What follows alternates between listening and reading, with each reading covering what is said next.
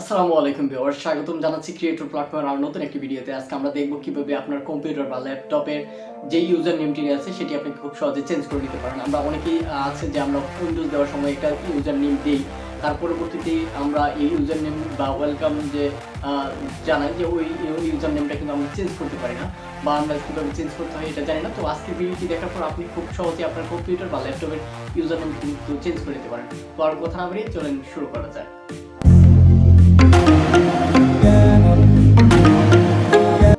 Okay viewers, এটা কয়েকভাবেই করা যায়। আমি জাস্ট কম্পিউটার থেকে আমার সার্চ বক্সে চলে যাব। এখান থেকে আপনি আপনার কম্পিউটার থেকে সার্চ বক্সে গিয়ে তার জাস্ট সার্চ করুন কন্ট্রোল প্যানেল লিখে। আপনি কন্ট্রোল প্যানেল লিখার সাথে সাথে কিন্তু উপরে দেখবেন কন্ট্রোল প্যানেল চলে এসেছে। এক্ষেত্রে আমি কন্ট্রোল প্যানেলে ক্লিক করে কন্ট্রোল প্যানেলে চলে যাব। এখান থেকে আপনি ইউজার অ্যাকাউন্টে চলে যাবেন। আপনি এখান থেকে আপনার ইউজার অ্যাকাউন্টে ক্লিক করে দেবেন, তারপর আবার user account.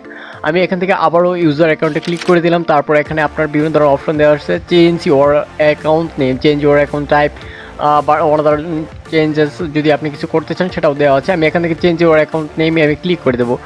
Change your account নেমে ক্লিক করার সাথে সাথে আপনারা দেখতে পাচ্ছেন আমার অলরেডি ক্রিয়েটর প্ল্যাটফর্ম কিন্তু লেখা আছে। আমি এখান থেকে জাস্ট আপনাদের দেখানোর জন্য আমি আবার এটাকে একটু চেঞ্জ করব। জাস্ট কী দেওয়া যায়, আমি জাস্ট দিয়ে দিলাম সিপি, জাস্ট শর্ট ক্রিয়েটর প্ল্যাটফর্মের শর্ট আইটেমটা আমি দিয়ে দিলাম জাস্ট সিপি। তারপর এখান থেকে আপনারা চেঞ্জ নেমে যদি ক্লিক করে দেন তাহলে কিন্তু কাজ কমপ্লিট।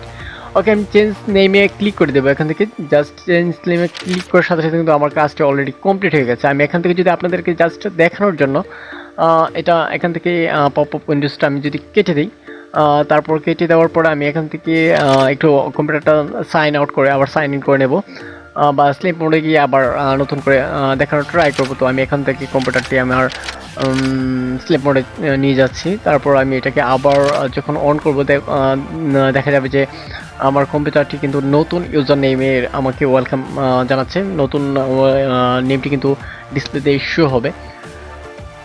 তো ভিউয়ার্স, তো চলুন দেখে আসি।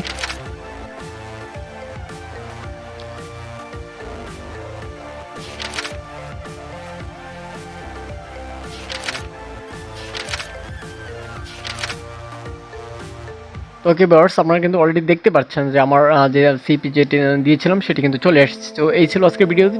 সেমভাবে আপনি কিন্তু কাজটি করতে পারেন। তো দেখা হবে নতুন কোনো ভিডিওতে। আর ভালো লাগে সাবস্ক্রাইব তো অবশ্যই। টাটা।